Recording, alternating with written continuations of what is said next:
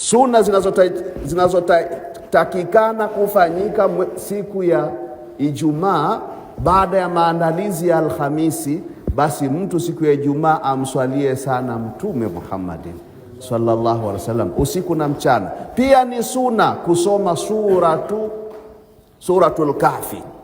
Mtu aisome sura hii. Kuna faida nyingi ya mtu akiisoma suratul Kahfi.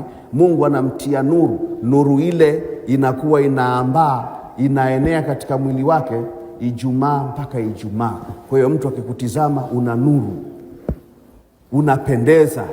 Kama wewe ni mfanyabiashara, biashara zako zinaenda vizuri. Kama wewe ni mkulima, basi unaona mambo yako yanaenda vizuri. Someni suratul Kahfi usiku wa Ijumaa na mchana wa Ijumaa. Na inapofika ule wakati sasa, Mwenyezi Mungu ndio ameagiza, ya ayyuhalladhina amanu idha nudiya lis-salati min yawmil jum'a fas'au ila dhikrillah.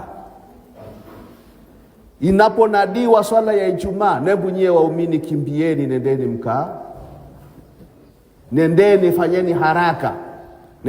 fanyeni haraka, fas'au ila dhikrillah, nendeni mkaswali, nendeni mkamtaje Mwenyezi Mungu. Wadharu albay', acheni kuuza, acheni kufanya kazi. Siku hizi mbili ni siku za mapumziko, siku ya Alhamisi na siku ya Ijumaa. Ndio sisi hatuna darasa siku ya Alhamisi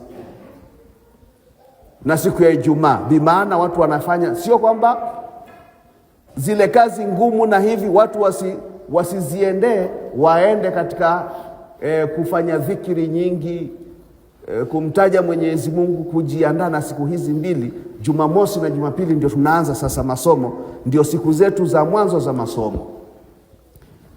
Kwa sababu gani? Hizi kwetu ndio siku za ibada.